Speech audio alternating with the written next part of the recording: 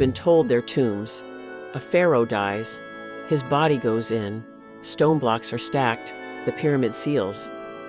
It's simple, it's logical. It's also, if you actually stop and think about it, monumentally inefficient. You know what a tomb does. It protects, it preserves, it keeps thieves out and the dead undisturbed. The pyramids are ostentatious failures at this. Everyone ever built has been broken into.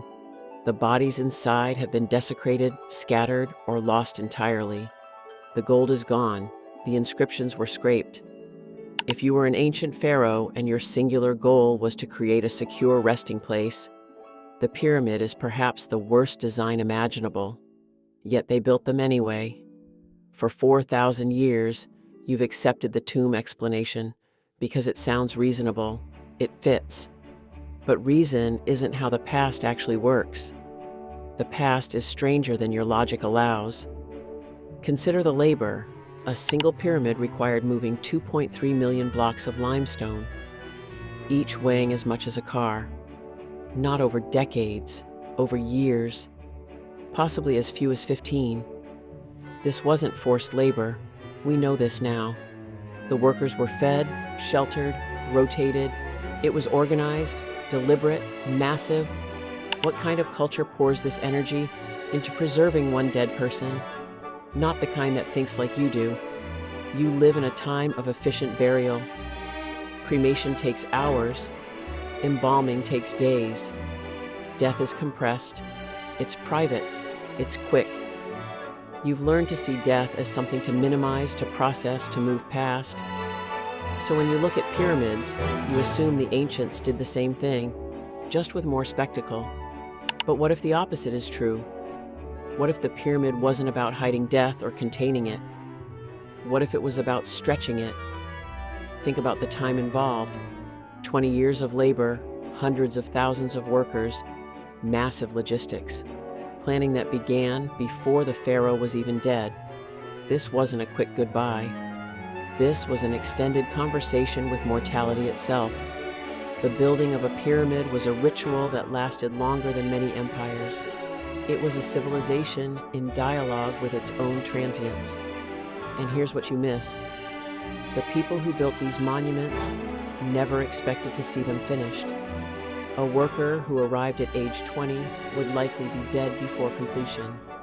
A supervisor who started the project would die before seeing the capstone placed. They were building something designed for a timeline that exceeded their own lives. They were constructing permanence while experiencing only its beginning. This changes everything, because now the pyramid isn't just a tomb. It's something closer to a machine for creating a specific human experience. For the one person inside, the pharaoh, the pyramid was a promise of eternal remembrance. For the thousands outside, building across decades, it was something else. A meditation on what it means to contribute to something you'll never see completed. A teacher on impermanence taught through the construction of a monument to permanence. The pyramid forced you to think about time, and you stopped thinking about it. Somewhere in the last few centuries, you forgot this. You learned to see the pyramid as a simple structure with a simple purpose. Tomb, burial, done. History compresses in the mind, and a 15-year project becomes a static image. You see the pyramid as an object, frozen. You don't see it as a process that shaped the consciousness of everyone involved in it. The pharaoh inside the pyramid was not the main audience for the pyramid's existence. The main audience was everyone alive while it was being built, and the builders never saw the finished structure. This is the opposite of how you experience the world. You expect results. You expect completion. You expect to see the consequences of your effort. The pyramids were built by people who couldn't expect any of that. What does this do to a culture? What happens to your civilization when the largest projects are designed with the assumption that no individual will witness their completion? When your contribution is measured not in your lifetime but in geological time? You don't have a word for this anymore. You've lost the vocabulary. But stand in the Giza Plateau and you'll feel it. Not excitement, not awe in the way you think of it. Something quieter, a kind of humbling recognition that you're looking at the crystallized intention of a culture, not just in the monument itself, but in the fact that it exists at all, in the fact that a civilization valued something so much that they were willing to organize millions of hours of human effort towards something that would outlast them all. And here's where it becomes unsettling. You still don't know what that something was. Tomb was the simplest explanation, so you believed it. But the scale doesn't match the explanation. The efficiency is all wrong, the design is overkill, and every explanation you've added, religious rituals, spiritual preparation, displays of power, they all feel like afterthoughts. Like you're reverse engineering the justification rather than understanding the actual intent.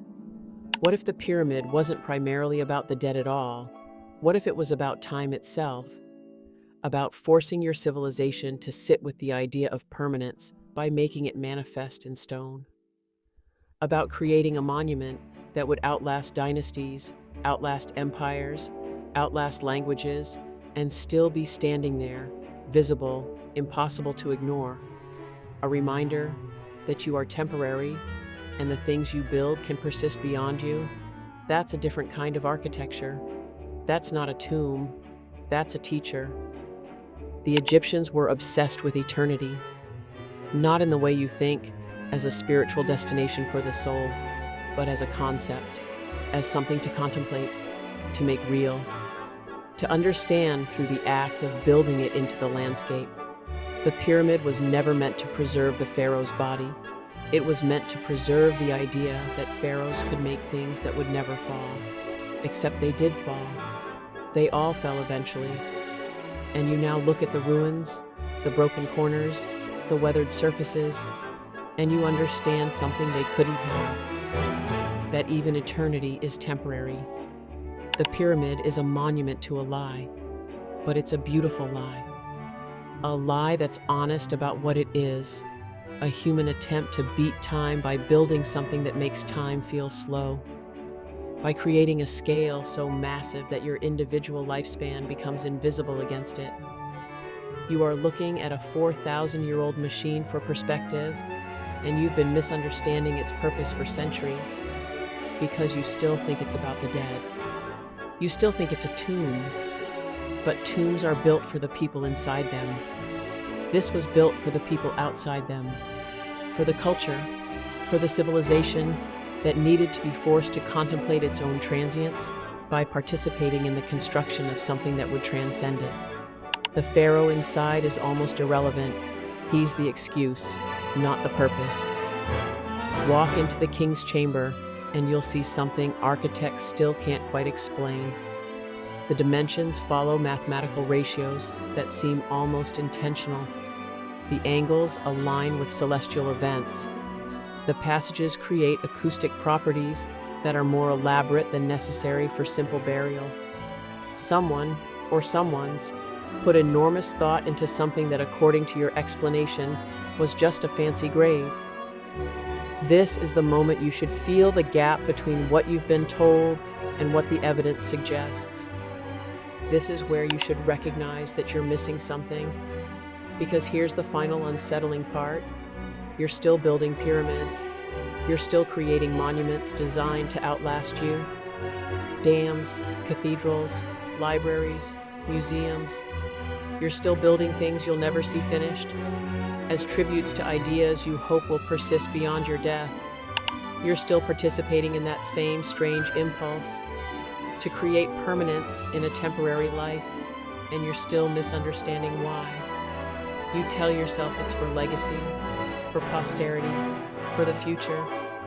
But maybe, like the ancients, you're actually using the building process itself to teach yourself something.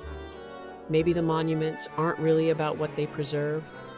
Maybe they're about what they force you to consider while you're building them. The pyramid standing in the desert isn't really a tomb. It's a mirror, and you're only now beginning to see what's reflected back.